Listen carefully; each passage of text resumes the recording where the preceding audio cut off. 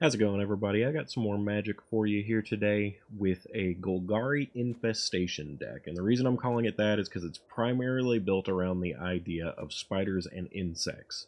Now, we do have some other creatures in here. I have the Scavenging Ooze because it's really, really good, and I really enjoy playing it. So, which generally speaking, oozes, if you are a big fan of MMOs, RPGs, things like that, oozes are something that are very prominent frequently as well. So I still think it fits the theme of the deck, though it is the only non-insect or spider creature I've got in here aside from the Scarecrow, the Swarm Weaver. But the Swarm Weaver is obviously kind of the foundation of this deck.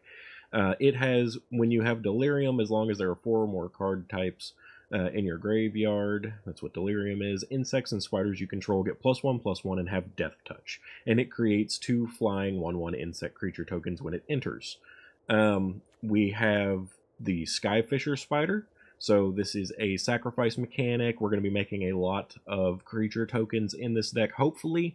And so you have the opportunity to sacrifice a creature to kill an opponent's creature. It is a 3/3 with reach, and it also has the ability to where when it dies, you may exile it from your graveyard, and in doing so, you gain 1 life for each creature card in your graveyard. We've got Spinner of Souls, a new Foundations spider, or one that's brought in Foundations. Reach 4/3 for 3, and whenever another non-token creature you control dies, you may reveal cards from the top of your library until you reveal a creature card, put that card into your hand, and the rest of the bottom of your library in a random order. So this card is really fantastic. A 4/3 with reach for 3 is already really good, but it's also essentially a card draw engine. But more than that, it's a card draw engine that guarantees you're getting creatures. Maybe sometimes you would want instants and sorceries and such, but it doesn't ever give you land, which can actually be great, because if you're already up to 3 or 4 mana in this deck, just getting fed creatures guaranteed when your creatures die is pretty fantastic. We have 1 Planeswalker, Tyvar Jubilant Brawler. He works really well in this deck type, I think, because a lot of our creatures that we haven't gotten to yet in the breakdown, but are 1 or 2 mana cost. Which you'll see in a bit, but you may activate abilities of creatures you control as though those creatures had haste. Not super relevant in this deck because we're not playing the Insidious Roots, which is kind of what you'll usually see this card in, but it does give our Twitching Doll haste to create mana for us, stuff like that if it comes to that. It has a +1 of ability to untap up to 1 target creature. Again, can be really good with our Twitching Doll because we could tap it for mana, untap it, and then tap it again. And then we have a -2 ability, mill 3 cards. Then you may return a creature card with mana value 2 or less from your graveyard to the battlefield. This -2 ability can feed you creature cards into your hand as long as they fit into that mana cost, which we have a significant amount of things that do. But it also helps to build Delirium for your Swarm Weaver, so they pair really well together. I've got 1 Patchwork Banner in here. Since we're primarily an insect and spider deck, you can use this to pump whatever you think is necessary. I think we produce more insects than we do spiders in general, but let's see. These are spiders. These are spiders that create spiders. This is a spider. And this is a spider. So we do have quite a bit of those. But this creates an insect. This is an insect. This is an insect.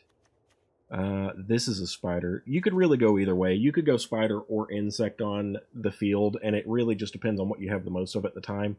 Neither is necessarily the wrong answer. I would not say ooze, because as I said, the Scavenging Ooze is the only ooze in our deck.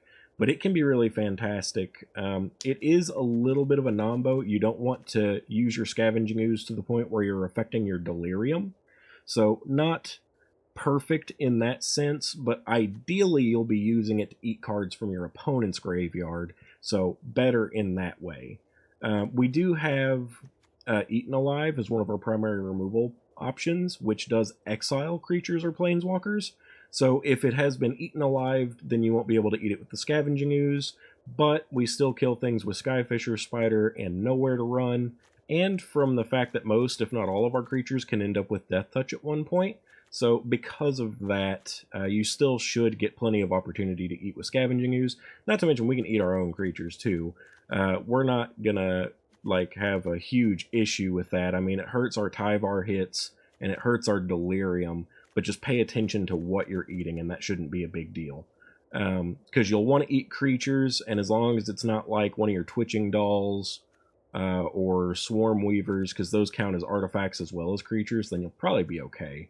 We don't have any enchantment creatures in this deck, so you're not going to be able to get Delirium that way, but we do have artifacts, Planeswalkers, this is a sorcery, and then this is an enchantment.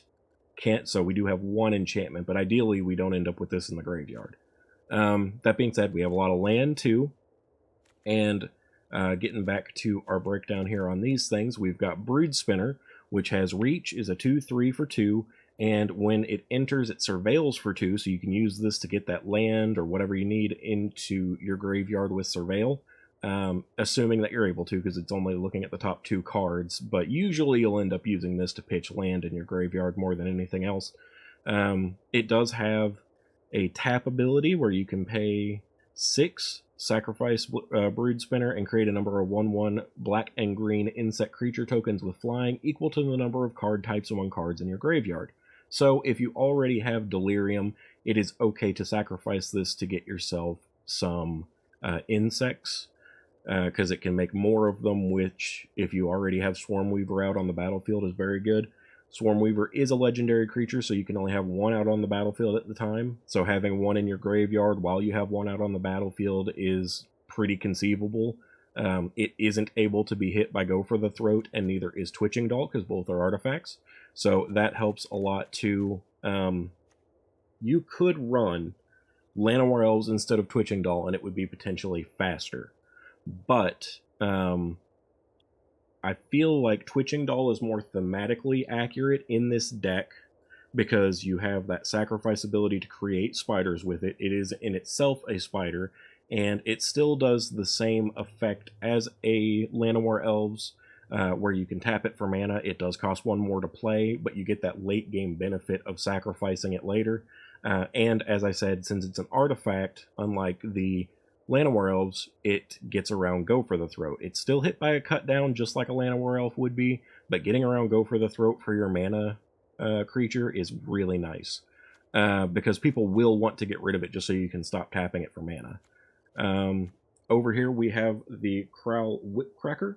It is a 2-drop 3/2 with Reach, which is already really good, and then when it enters the battlefield, destroy target token an opponent controls.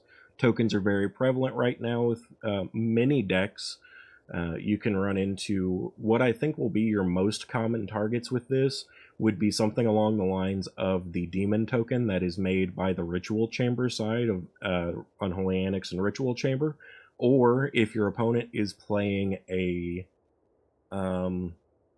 Overlord of the Hauntwoods, they will create a land token, and you can blow that up with this to set them back again on their land. Can be really relevant in those cases. Obviously, there's also Boros tokens, Azorius tokens. There's I've seen pretty much anything. Mono white, so lots of token decks going around right now that you can use to just pop a token with this, and it can be really helpful. We've got the Scavenging Oozes. Like I said, you want to be careful about your own things that you're eating with Scavenging Ooze. It only gets a +1/+1 counter and gains life off of creatures that you eat. So it's not too bad if you eat a couple of creatures out of your own graveyard, as long as you're making sure they're not your artifact creatures, because those really lend towards your Delirium faster. But you want to primarily focus on eating your opponent's creatures for sure, from their graveyard, and anything in their graveyard can be eaten with the Scavenging Ooze. So if they're playing Delirium, or they're playing some kind of a Reanimator deck, in particular something like Dimir, Esper, something like that, and you want to make sure they don't have Omniscience or some other card that's going to let them really go crazy in their graveyard, you can eat that with Scavenging Ooze. We've got the Nowhere to Run to make sure our opponents don't have Hexproof or Ward. Also, it's just a -3/-3 removal, which can be really helpful on its own. Even when not using it to remove something, you can use it as a combat trick because it has Flash to potentially give you a more favorable block against your opponents. or attack. If they try to block one of your attackers, you can potentially blow out the creature with this. We've got Infestation Sage. It is a 1 black elf warlock for 1. When this creature dies, you create a 1/1 black and green insect token with flying, so you can potentially get an insect with this.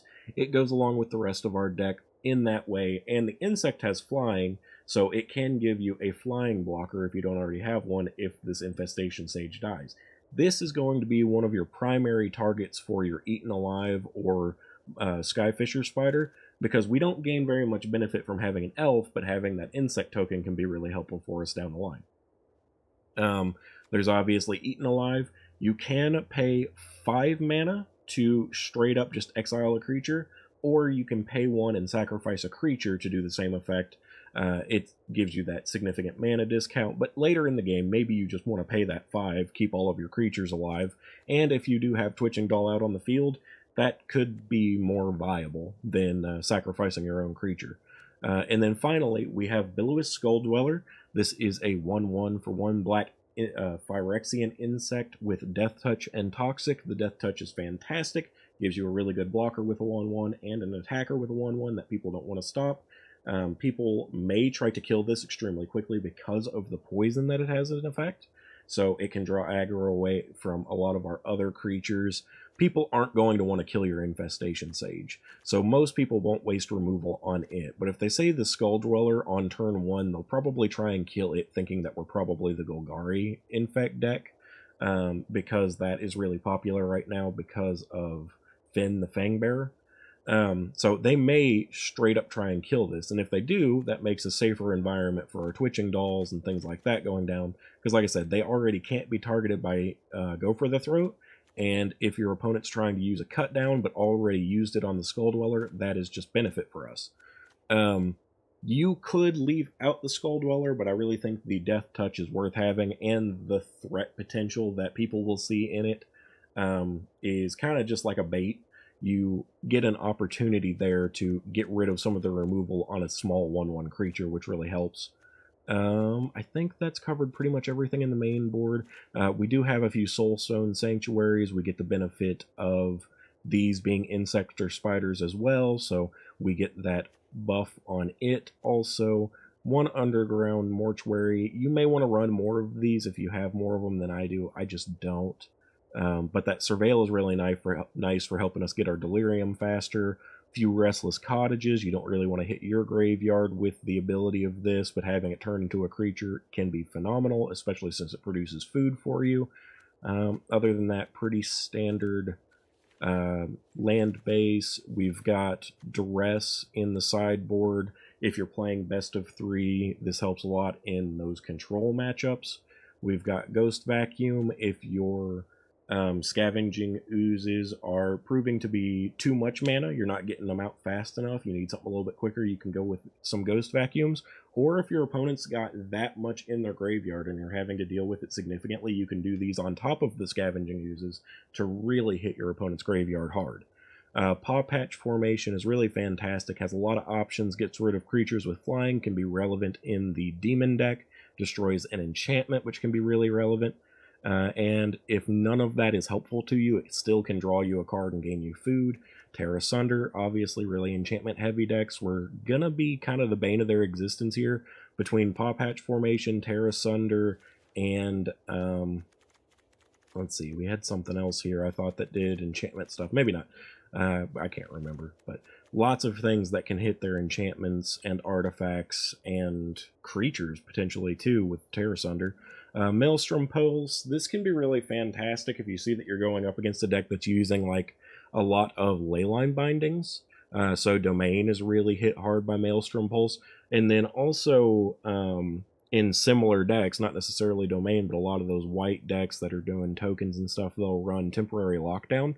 Maelstrom Pulse is really good for getting rid of multiple of those too and getting a lot of our creatures back in the mid to late game.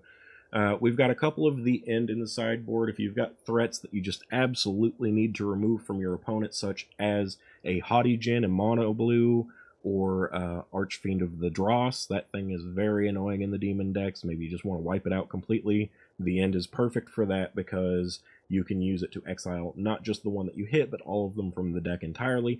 And if you are in really poor life stance, which hopefully you wouldn't be, but if you're at 5 or less, you can cast it for the 2 black mana by itself instead of it being a 4 cost. So that covers the deck and the sideboard. I'm going to go ahead and get into games. We're going to be going for 3 wins here in best of 1 like I normally do. Hopefully you guys like the deck and enjoy the games.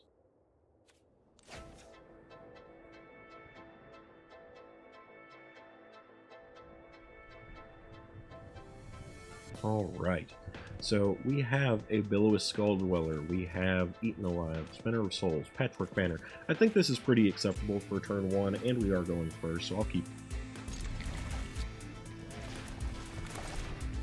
Are going to be taking a little bit of damage here from the Llanowar Waste, but I think that's fine.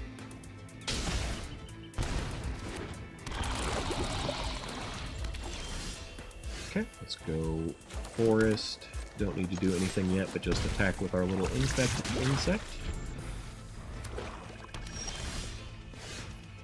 Alright, turn 3, we do want to go with the Soulstone Sanctuary so we can get our Patchwork Banner going. I'm going to go Insect. We're going to have a lot of opportunities with those. It gets this guy going a little bit bigger and tries to bait out some more of the opponent's removal. Phyrexian Arena from our opponent. Actually pretty good for us. I'm going to go for Restless Cottage, get our Spinner of Souls out, and keep on attacking in. Opponent's already up to 3 Infect, and we have a Spinner of Souls, and they're helping us by hurting themselves now with the Arena. We already have 5 mana on board for Eaten Alive if we don't want to sacrifice anything, so that's pretty fantastic.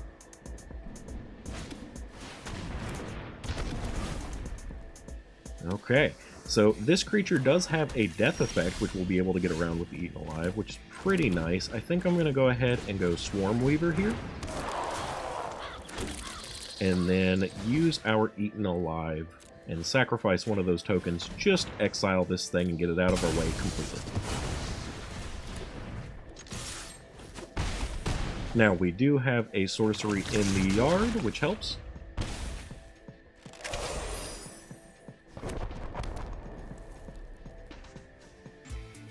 We could have exiled our Skull Dweller, but it's getting in for damage for us already. It would have helped towards our Delirium, so it's still worth it, but getting that extra infect damage and damage itself on our opponent was kind of my aim in keeping it around.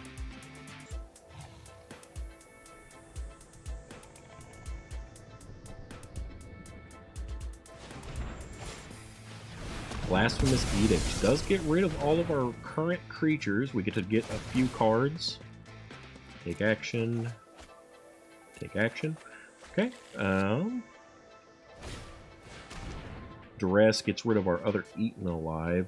Now, we could attack with our Cottage, and that wouldn't be bad.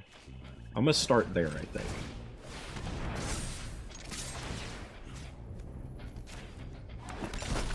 Because this is something that doesn't commit heavily to the board, lets us keep getting damage right now. Now we've got a Twitching Doll, and our land goes back.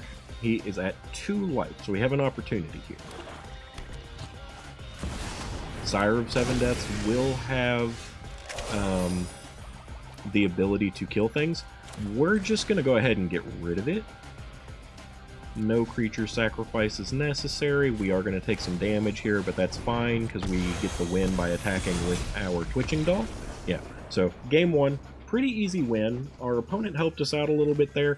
They had an opportunity to gain back life because the Sire of Seven Deaths has lifelink as well.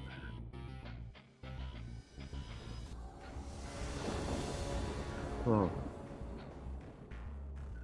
Alright, so we get to go first, and we've got the Skull Dweller, Infestation, Sage, and Whipcracker. I think this is a very good hand.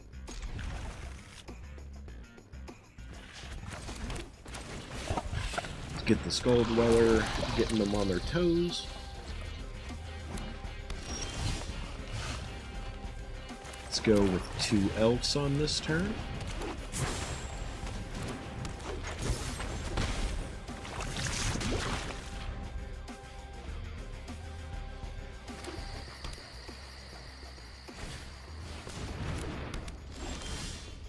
Okay, playing up against the Selesnya deck. Let's go ahead and go Spinner of Souls here.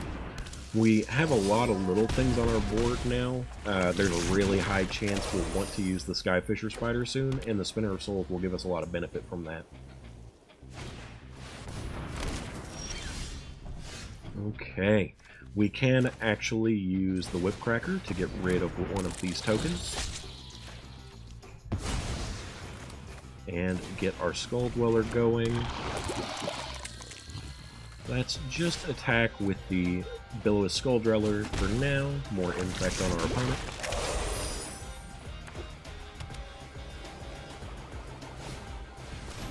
Sheltered by Ghost on the opponent's creature. Not the best move in my opinion, unless they can also give it Ethereal Armor. Because they won't be able to attack with that creature.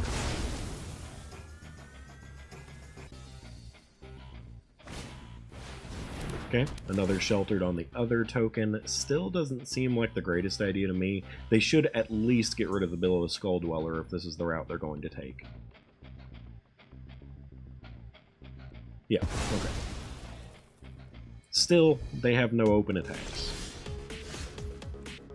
We are hurting on land, unfortunately, so let's attack in with another Skull Dweller.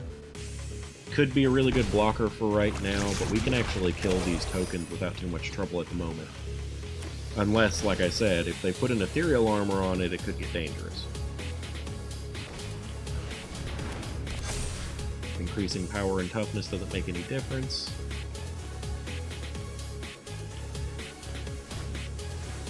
And Heir Apparent doesn't do anything for them particularly either. It is a tap land that we receive, which is unfortunate. Keep attacking with the Skull Dweller.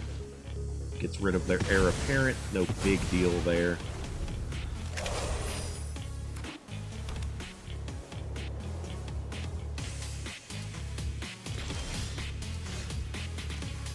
So we're going to use Eaten Alive, because the Skyfisher Spider wouldn't be able to deal with this ward.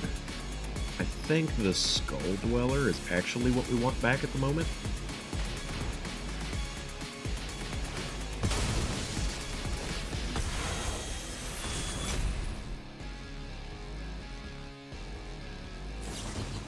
Alright, he had a Shard Mage's Rescue. So this is why we why we play the one Nowhere to Run, but we haven't gotten it yet.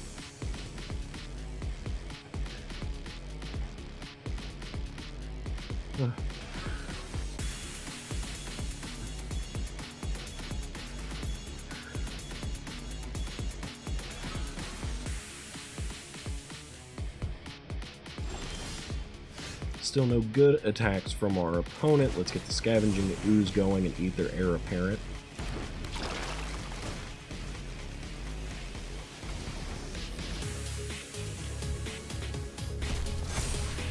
And then I think for now it would be best to attack with the one insect, because it has flying.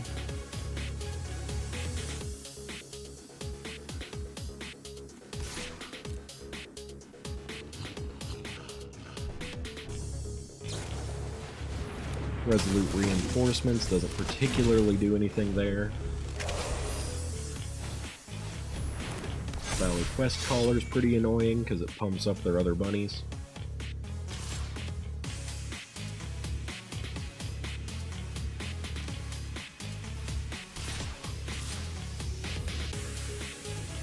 I don't have any reason to block those.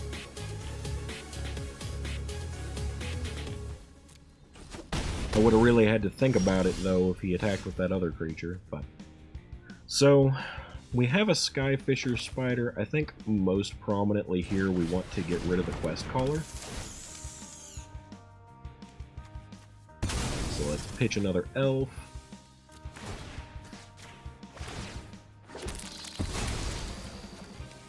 No remaining land open means we don't get to pump our Ooze on this turn, but we did get another creature in his graveyard to work with.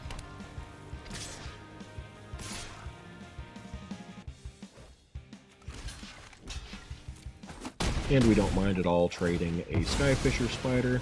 We can use that to go ahead and heal. Now, an Eaten Alive is interesting. Let's try again. Yeah, I want that Skull Dweller back still.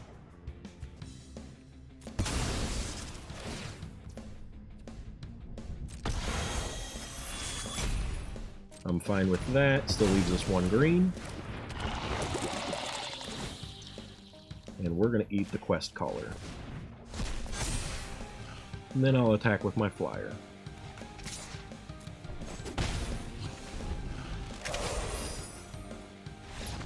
Alright, so another game win. That's game number 2.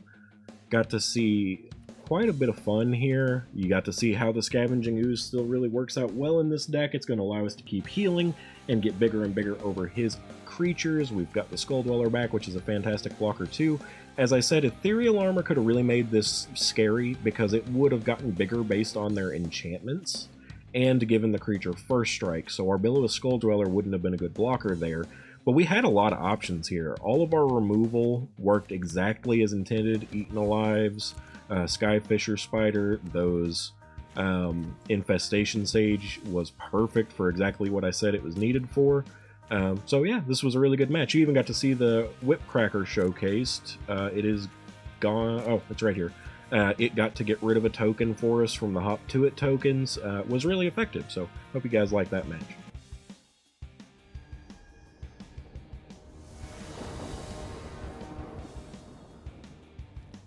Alright, we got a pretty good looking hand here, all things considered. Opponent gets to go first, so we get to draw.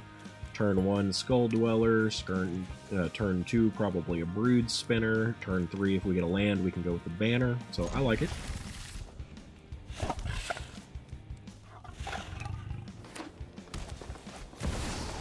Llanowar Elves from the opponent. Swamp into a Skull Dweller. We already got our 3rd land.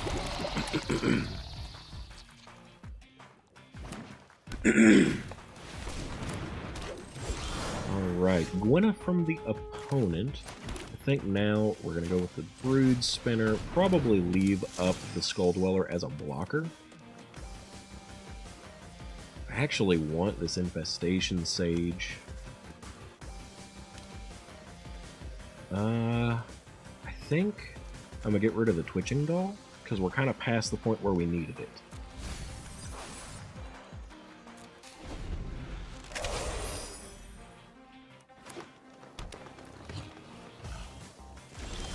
Okay, nothing from our opponent. I think... I want to go for the Patchwork Banner, but I think in this case it's going to be better to go Infestation Sage, and then use Eaten Alive to eat the Gwenna.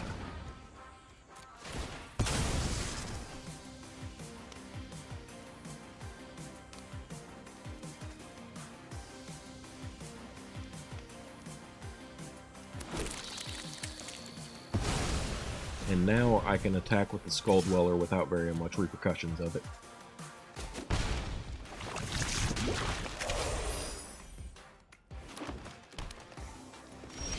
Okay, I think the Patchwork Banner is definitely worth going ahead and getting out now. We're going to go Insect, which will pump up 2 out of our 3 creatures and attack with those 2.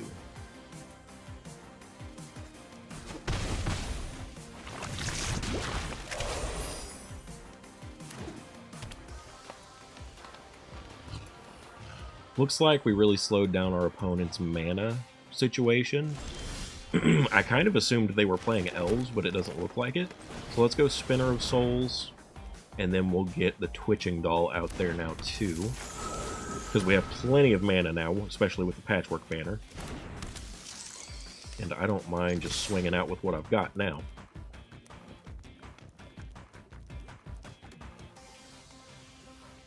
Three card types in our graveyard being displayed by the Brood Spinner lets us know how far we are from Delirium, but also how many tokens it could create. Made his Llanowar Elf indestructible with reach, so he could kill one thing, but it looks like he's just going to block the big thing. Nope, he's blocking the Skull Dweller. Probably a pretty good call, but we do get to get a benefit from Spinner of Souls now from that. Ooh, and it's a Swarm Weaver, which is really nice.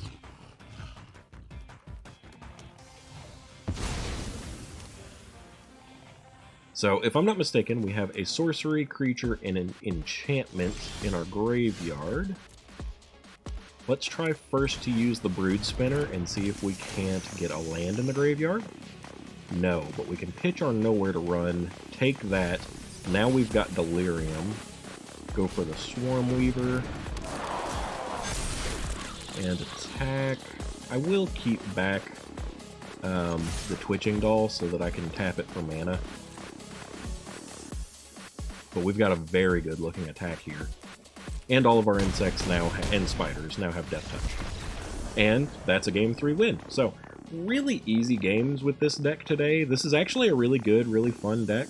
It can be very difficult for your opponent to deal with, and I think the match has showcased a lot of the abilities of this deck. The last match showed some really good stuff with the Whip Cracker, and a lot of our removal, how it's meant to be used. Similarly, I got a lot of benefit in the same way in this match. Did pitch the Nowhere to Run without being able to use it because we needed that for Delirium. Normally, I probably wouldn't make that decision, but in this case, we were able to really blow up our opponent. We had a really, really good looking board here. But anyway, yeah. So I hope you guys enjoyed this. This deck's a lot of fun. I do recommend trying this one. It's pretty competitive, so you can use it maybe in ranked. Definitely for play in general, though. Like the Goblin deck I did yesterday was very difficult. This one's not nearly as bad. Not to say that the Goblins were bad, but it's more difficult. So anyway, thanks for joining me for another video, and I hope you guys enjoyed this.